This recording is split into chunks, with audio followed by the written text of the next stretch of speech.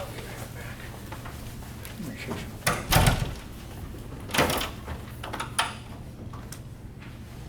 Hi friends. Hello. I'm Michael Oxman. I'm an arborist, but today I'm wearing the hat of the Seattle Green Spaces Coalition. So we're a nonprofit started in 2014, and we have a mission to keep public land in public hands. So we were formed around the move, specifically around City Light's announcement that they were going to sell surplus land. And just as a little background, there's a lot of small pieces of land that used to be for low voltage transformer sites. Back when we had Snoqualmie Dam providing our electricity, there was very low voltage running through our wires, all the way from Snoqualmie Dam all the way out to Seattle. So there had to be a lot of transformers to continually boost the voltage. So over the years, we've now got our voltage up around 28,000 volts or so, and these small sites are no longer useful. So that's why Seattle City Light decided to sell them. And we were told that these parcels were insignificant. However, when you look at all of the city land across the city that's for sale, those sites are not significant, not insignificant. So, so that's kind of the beginning. Now we have, we've just got our 25th signer on our letter proposing and supporting the natural capital assessment. So I'm going to introduce one of our other members. He's going to talk about the natural capital assessment, kind of go through our accomplishments. And so I'll bring up Marty Westerman. Thank you, Michael. Greetings, everyone. Thank you for inviting us to present. I'll take this side. I'll quickly go through our background and then... I just told him about the Okay. Seattle City Light surplus land. I'll get to the natural capital assessment. Is there some magic here that I'm... Yeah, you need to kind of swipe it this way or this way. Look at that.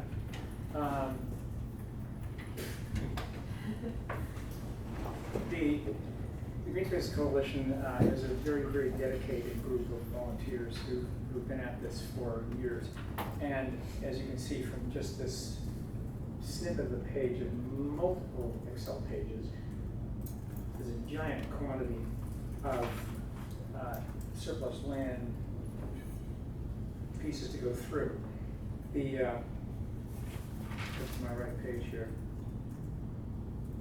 There are tons of listings, and the city owns a vast number of properties from snippets, which are little pieces that Estad owns between triangular blocks, which it's one of those humorous things about the city of Seattle, where the original white settlers got chunks, and then they got to build their very own roads on those chunks, and now none of the roads meet. So we've got triangular and trapezoidal blocks all over the room. And there we are. So the city owns everything from triangles and trapezoids to entire hillsides. And some of them are critical slopes that can't be built on, so they're retaining them. Some of them they're trying to sell. So we go examine the ones they're trying to sell, and we say, this is great green space, let's keep it. And we're up against the urbanists who say, let's build on everything. And our experience from what we observed from everywhere, the upper Midwest to the eastern seaboard, is cities build not only up but out. So it's economic. If the rents are low, if the property values are cheap, and so on, then if they can't build up, which is very expensive at the core, they build out. So one way or another, we lose the tree canopy. One way or another, we lose the green space. So we are dedicated to keeping green space, to mitigate the effects of climate change, to keep the city equitable, livable, resilient, and sustainable.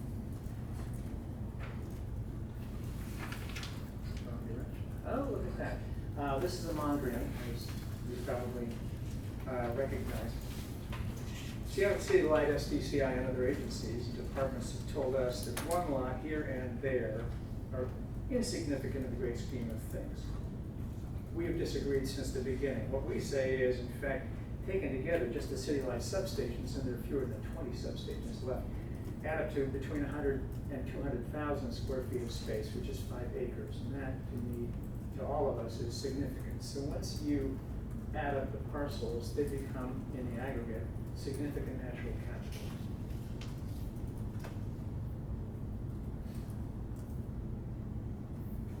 There we go. In your packet, you'll see the complete list of our accomplishments on the sheet. Is the green sheet there on the table. But basically, we've so far been able to retain 40 acres of wetland and forest. We've been able to get natural capital value, and Michael talked about the natural capital valuation. Over the years, since 2015, we got the city council to recognize that natural capital is something we should look at. We estimate the value of natural capital in the city is between $2 and $3 billion a year in benefits and savings to the city. And since the city of Seattle, actually since the city council agreed to look at this in 2015, they've gotten a response on natural capital from FAS. They've gotten a response from council staff. And what we've done in the meantime is put together a coalition of folks who absolutely want the natural capital valued and used as an asset in the city's bookkeeping. We want it as a book asset in the state. Just generally, what we've been able to accomplish since 2014 when we started is to help transform and land bank significant areas of forest and wetland for both underserved neighborhoods and for more affluent ones. And again, our goals are to retain these properties to keep our city equitable, livable, resilient, and sustainable. In 2015 to 2016, for example, we helped mobilize more than 2,000 people citywide and several neighborhood councils and organizations to convince the Murray administration to retain the 33 acres of Myers parcels, forest and wetland, instead of selling them for warehouse development. This benefits South Park, which is one of the most polluted areas in the city, as well as Top Hat Light Center, which is in the unincorporated King County, and several of the neighborhoods in southwest Seattle. You sort of told where people are Myers parcel is, but people may not know exactly where it is. Myers parcels, is anybody familiar with the joint training facility, the fire joint training facility? It's near South Park, on Myers Way and Roxbury. There's a huge shag development there. Yeah. It would be like about 2nd Avenue South. Right. Yeah. But it's called Myers Way. Thank you.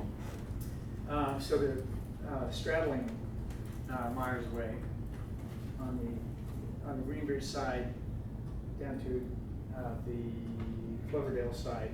Cloverdale's in between South Park and Greenbridge Way Center. It's just 33 acres. The headwaters of Ham Creek is in the park. It feeds clean water into Duwamish, where you might notice EPA operations worth $250 million trying to clean up the mess down here. So one of the advantages of keeping the area pristine is we get clean water pumped into the Duwamish to help mitigate the pollution that's been dumped there over the years. So we've been very active around this stuff. And just last week, the city council finally appropriated money, $35,000, to hire a consultant to work with city departments and start looking at natural capital as a way to use as an asset for the city's operations, cost benefit analysis, reporting, and so on. And the generally accepted accounting principles are being changed right now to incorporate natural capital as an asset in municipal accounting. So we seem to be right on the cusp of doing a terrific job changing how things work.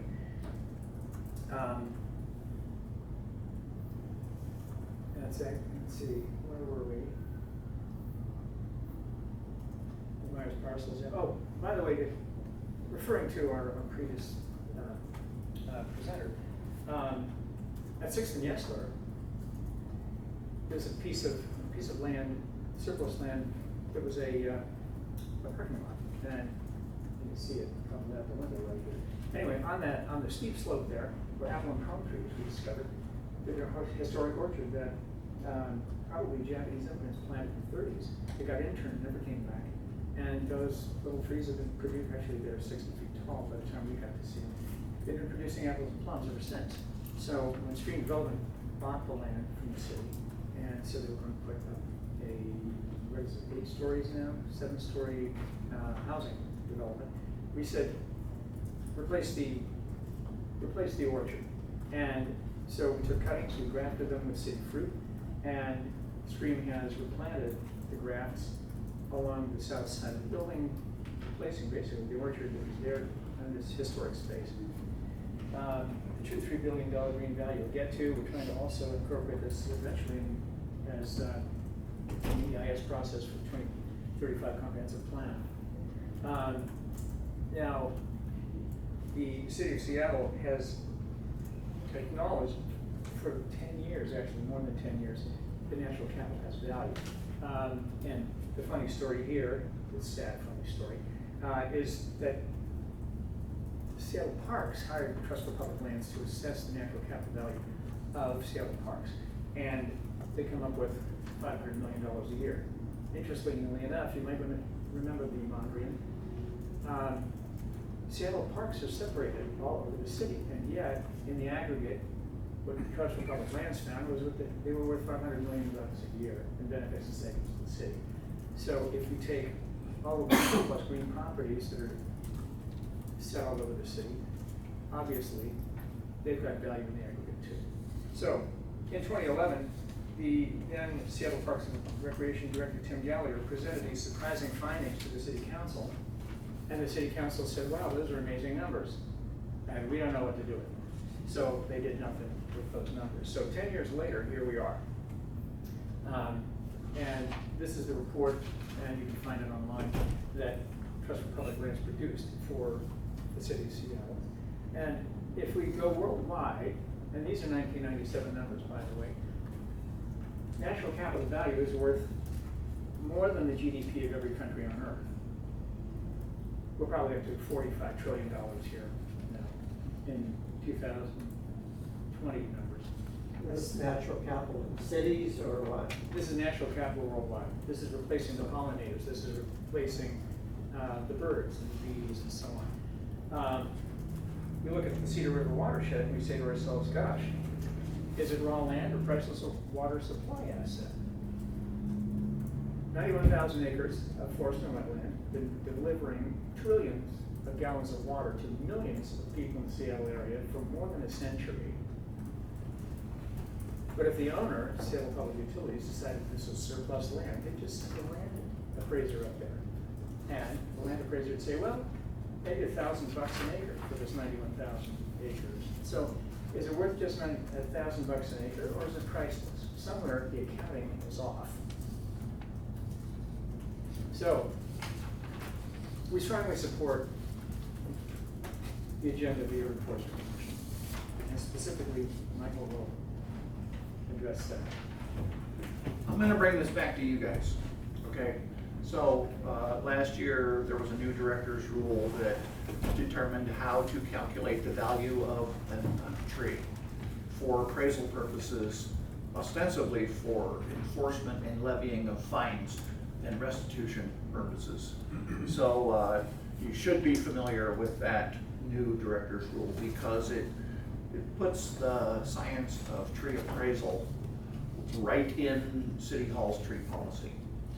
And as an arborist, I'm commonly asked to help determine how much a tree is worth for various insurance claims, legal actions, and planning purposes, tax deductions. There's a lot of different reasons why we need to know how much a tree is worth. And if we were to look at the Yesler Terrace project that we just heard about, if you took those 450 trees and divided that into the $5 billion end price of that product, you'll find that these trees are worth over $100,000 a piece up on Yesler Terrace. So we want to give you information so that your deliberations can be accurate. The implications of tying the health of the forest to the health of the people is going to be realized in our climate change policy, our strategy of how we want to address critical future issues. So if we don't do this by getting our numbers right now, we're going to be in trouble. So we do want you to replace the tree ordinance. We have these 25 signers on our supporters list, and you can see all of their names are listed on that 2-page handout in your packet. The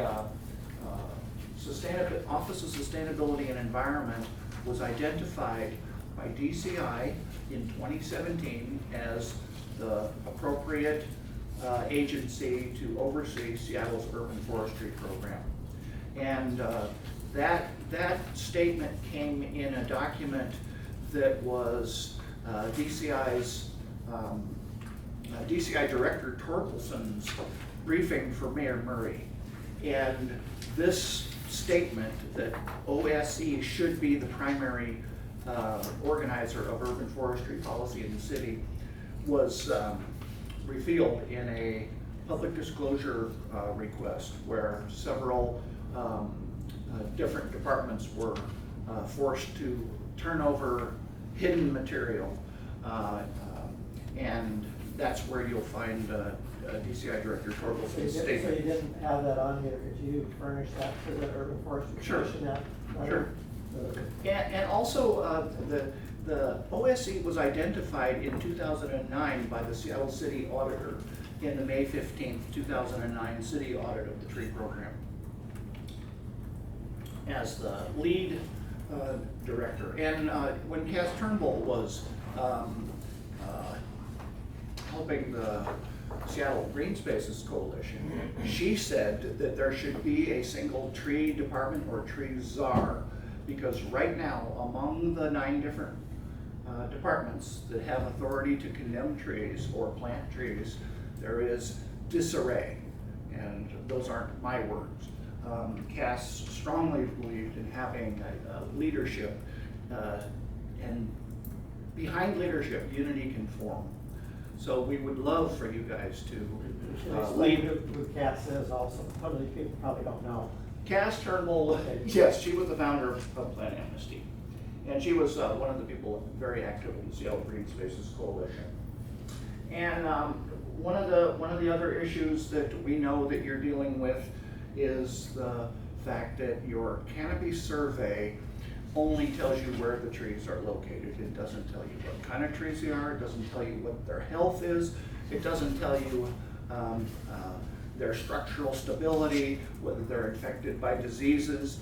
Our 2016 canopy cover survey has not been backed up with ground truthing, where someone looks at a satellite image taken from 120 miles in space, looking straight down, and they haven't ever gone and checked any of these trees.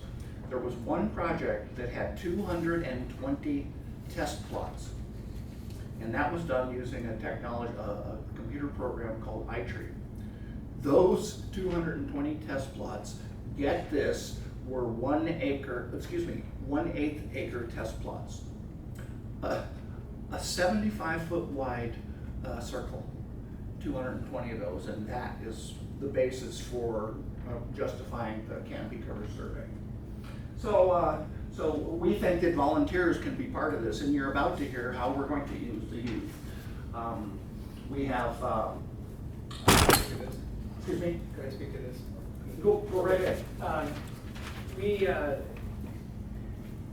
When the state changed the law in HR 2382 to allow surplus land to be used at below market rate, sold at below market rate for low-income housing, we testified in Olympia trying to get them to include green space as one of the uses for surplus land. the legislature refused to do that. That umbrella legislation was the basis for the legislation that Councilmember Mosqueda and several others pushed here to do the same thing. We, again, testified, really went to the mat with the city council and said, we want green space included. And what we like also is a statement here that says basically, Seattle's open to green space for tangible assets essential to public health, urban resilience, equity, and sustainability, and therefore, the city of Seattle will integrate development within this context. Because you might have heard the famous line from Diane Sigmora, who used to run SDIC, who said, we will not let trees stand in the way of development. We think trees and development can be integrated, and we wanted the city to make that statement. Integrated in this context to meet the needs of communities, neighborhoods, and the city. They refused to include that. And our colleague, I Elaine just would like to say a few words. Oh, on go Elaine- right ahead, Elaine. This is Elaine Elaine. Ike. She's one of the co-founders of the Seattle Green Spaces Coalition. The only thing that's gonna keep me from another Rick Steves tour is if they come after, the Myers parcels. The Myers parcels are the last large, 33 acres of green space, of animals that you don't see anyplace else, of birds that you don't see anyplace else. And one of the strategies that we used was to have it be a community-based fund for this land to be preserved. We sent over 3,000 messages to people. We had about 2,000 members of organizations that were involved in wanting to say this. One of the things that mattered to the city was the air quality in South Seattle was so poor that it was an equity issue, and we could point that out, this was an equity issue, to go ahead and sell this land that is preventing some of the air quality issues. It also is a wetlands, a real wetlands that feeds the Ham Creek. This is not a small prize. This is the only prize on the surplus lands list. And in June, there was a big meeting at the Joint Training Center, and we got enough people to fill every seat. There was standing room only. And largely as a consequence of the speakers there, and they were community-based speakers, both organizations within the community and the people who lived there, the mayor and Lisa Herbold were moved by the notion that this development would have canceled the air quality even more in South Park and Lake Center. And so they said they were going to move this parcel of land, eventually move it into parks. And that's what we're hoping to do with this land, because that promise was made then. And so I wanted you to know about that promise and that history. We're asking Jenny Durkin to encourage the Parks Department to take control of 33-acre Myers parcels from Finance and Administrative Services Department. And so maybe you guys can help us with that. Thanks, Elaine. Okay, here, Elaine.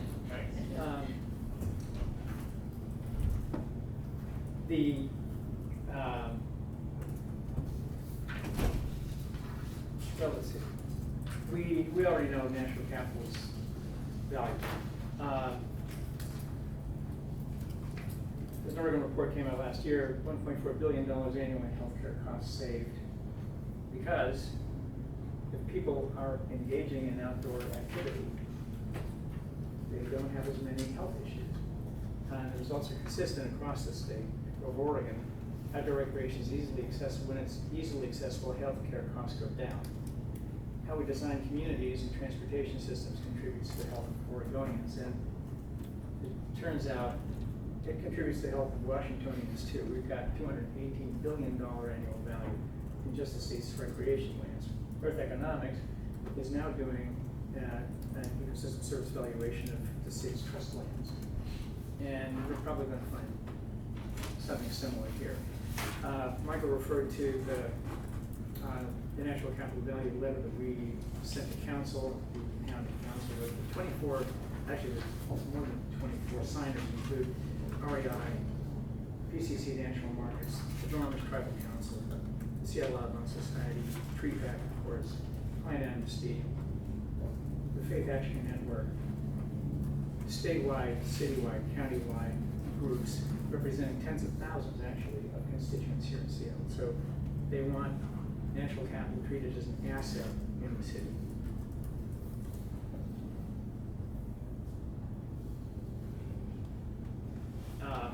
The change in accounting procedures.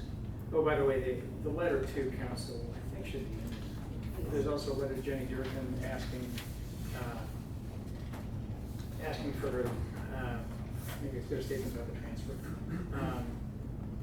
And again, we've got a ton of co-signers.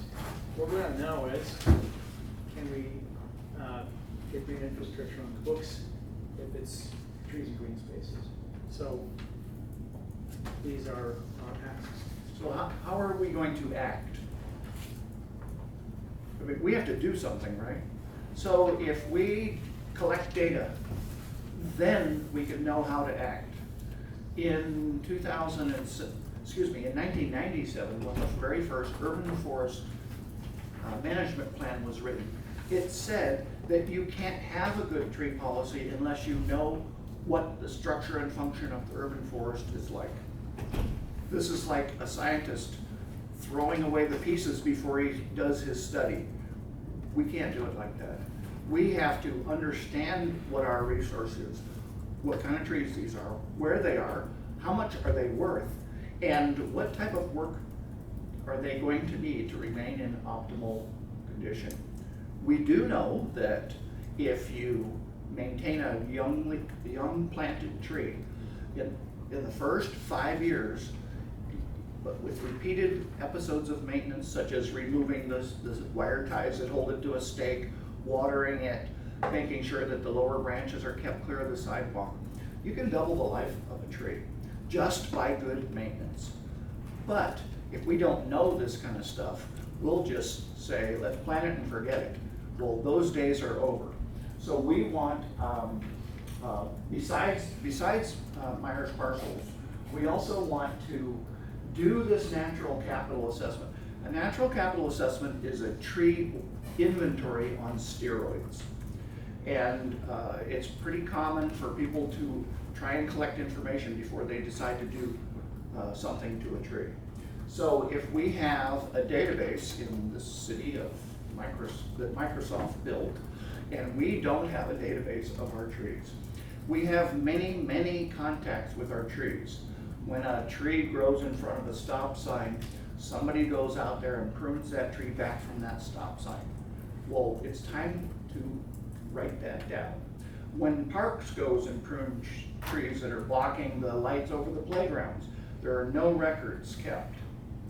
And unfortunately, our city hall has to tell its departments that they need to keep these records and keep this database updated so that our natural capital assessment can optimize the value of these trees. And these trees change our life. So we have to monitor all of the work orders that are kept. We need to end selling city land. There was you might have heard of the Mercer Mega Block. Right across the street from that was the Roy Street Shops, which sold for $7 million. The Mercer Mega Block was like $44 million. And there are no parks downtown. Why would we sell these parks? The only park is South Lake Union Park. And everything else is the sidewalk in front of a high-rise building downtown. So we have these processes that are not too smart. And so now our final thing, this is our project for this spring, April 22nd, we're going to be mobilizing the youth who are symbolized by this Greta Thunberg, who has gotten so much publicity. We want to take our underprivileged youth, we want to take people that are in underserved communities, and we want to go out there and do something similar to